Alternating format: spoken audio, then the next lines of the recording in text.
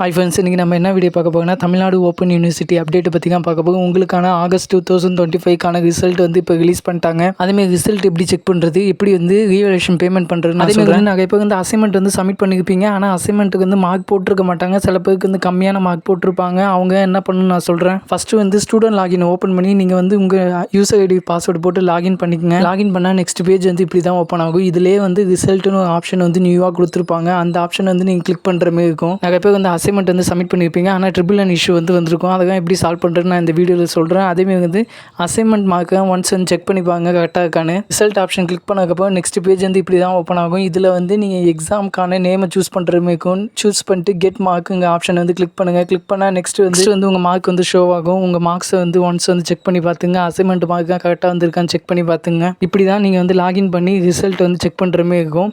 இப்போ வந்து ரீவேல்யூவேஷன் வந்து எப்படி அப்ளை பண்ணுறதுன்னு நான் இப்போ சொல்கிறேன்.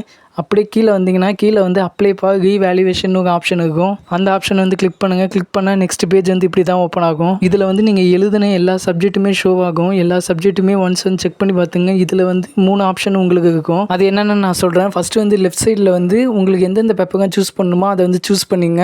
சூஸ் பண்ணதுக்கப்புறமா இந்த சைட் பார்த்தீங்கன்னா 3 ஆப்ஷன் இருக்கும். ஃபஸ்ட் ஒன்று வந்து ரீவேல்யூவேஷன்.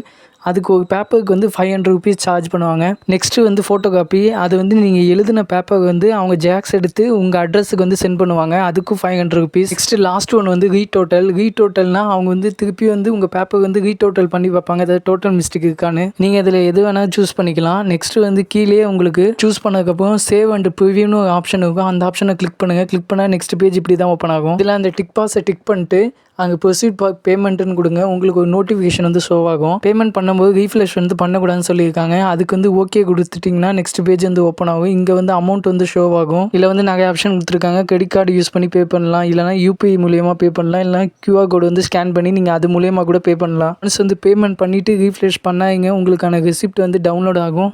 அதை வந்து ஸ்க்ரீன்ஷாட் எடுத்து வச்சுங்க. ஓகே, இப்போ வந்து நிறைய பேர் வந்து அசைன்மெண்ட் சப்மிட் பண்ணியிருப்பீங்க. ஆனால் உங்களுக்கு ட்ரிபிள் இஷ்யூ வந்து வந்திருக்கும். அந்த மாதிரி யாருக்காச்சும் வந்திருக்குன்னா கமெண்ட் செக்ஷனில் சொல்லுங்கள். நான் ஆனால் யூனிவர்சிட்டியில் வந்து கேட்டுட்டு நான் சொல்கிறேன். ஆனால் நீங்கள் வந்து அசைன்மெண்ட் வந்து சப்மிட் பண்ணியிருக்கணும். அசைன்மெண்ட் வந்து நீங்கள் சப்மிட் பண்ணி இந்தமாதிரி இஷ்யூ இருந்துச்சுன்னா எனக்கு வந்து கமெண்ட் செக்ஷனில் சொல்லுங்கள். கண்டிப்பாக நம்ம சேனலில் பார்த்து நீங்கள் அசைன்மெண்ட் வந்து சப்மிட் பண்ணியிருந்தீங்கன்னா இந்த இஷ்யூ வந்து வந்திருக்காது. யூனிவர்சிட்டிலே கைட்லைன்ஸ்லாம் கொடுத்துருக்காங்க. அதை ஃபாலோ பண்ணி தான் சப்மிட் பண்ணணும். ஏன்னா வெப்சைட்டில் சப்மிட் பண்ணும்போது அது ஸ்டாஃப்ட்ட போய் ரீச் ஆகிறதுக்கு நீங்கள் வந்து கரெக்டாக சப்மிட் பண்ணியிருக்கணும். அசைன்மெண்ட் சப்மிட் பண்ணி மார்க் போடலன்னா என்கிட்ட சொல்லுங்கள். நான் வந்து யூனிவர்சிட்டியில் வந்து கேட்டுட்டு அதுக்கப்புறம் உங்களுக்கு ரிப்ளை பண்ணுறேன். உங்களுக்கு வேறு ஏதாவது டவுட் இருந்துச்சுன்னா கண்டிப்பாக வந்து கமெண்ட் செக்ஷனில் கேளுங்க. இதேமாதிரி இம்பார்ட்டன்ட் அப்டேட்டுக்கு நம்ம சேனல் சப்ஸ்கிரைப் பண்ணி வச்சுங்க. ஓகே, பாய். நெக்ஸ்ட் வீடியோவில் பார்க்கலாம்.